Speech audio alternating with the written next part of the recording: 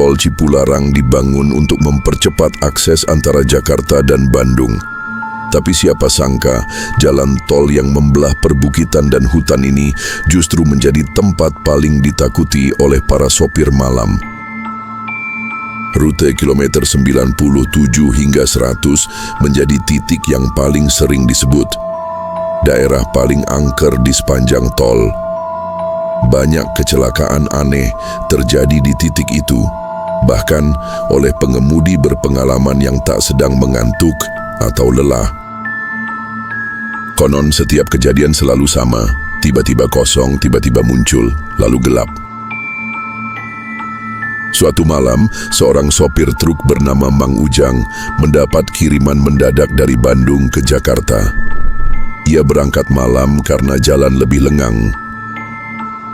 Saat truknya memasuki kilometer 98, udara tiba-tiba berubah dingin. Radio yang tadinya memutar dangdut mendadak berisik, lalu sunyi.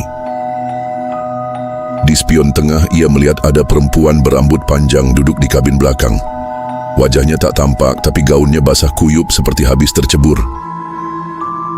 Mang Ujang langsung membaca doa, tapi truknya melambat sendiri, gas tak merespons, dan dari arah depan muncul bayangan tubuh tertabrak berulang kali.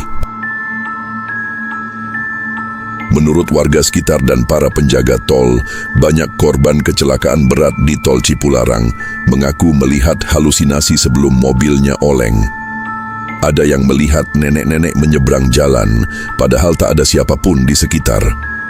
Ada pula yang melihat mobil lain tepat di depan, tapi tiba-tiba menghilang. Bahkan dalam beberapa kasus, jenazah ditemukan jauh dari lokasi tergulingnya kendaraan, seolah dilempar oleh sesuatu.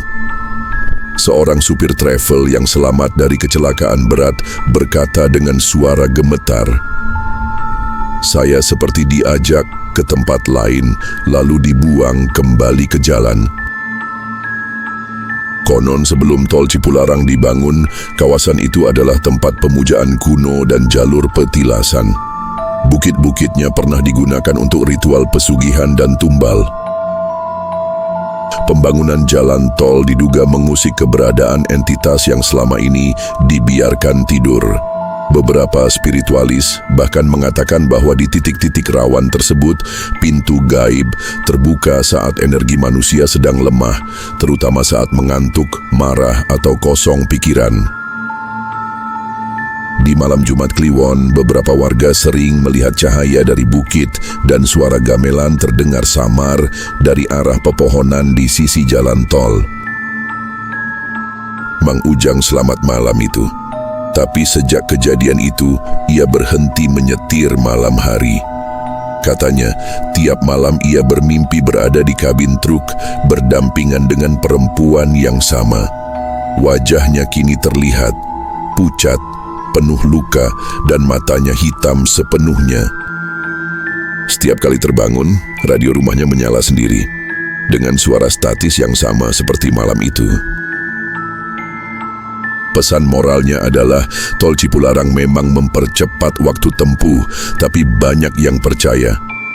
Ia juga mempercepat perjalanan ke dunia lain bagi yang lengah. Jangan kosong pikiran, jangan lewat sendirian, dan jangan pernah menoleh ke kursi belakang. Mau tahu lebih banyak lagi cerita-cerita seperti ini? Ikuti dan support terus channel ini agar semakin berkembang.